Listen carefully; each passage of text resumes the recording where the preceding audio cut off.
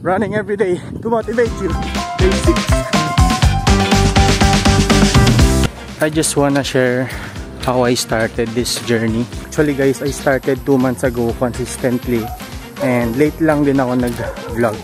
Madami na kasing content about food, about fashion, travel and etc. dito sa social media.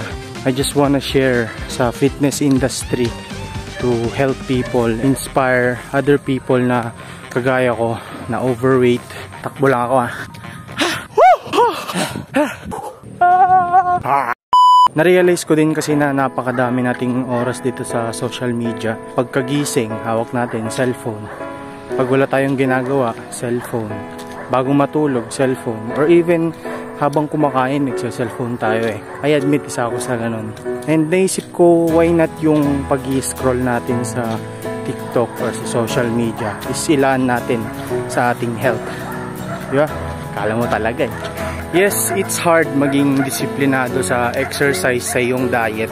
Pero mahirap pa din yung pagtanda natin is magkaroon tayo ng mga iba't ibang uri ng sakit. Parehas silang mahirap.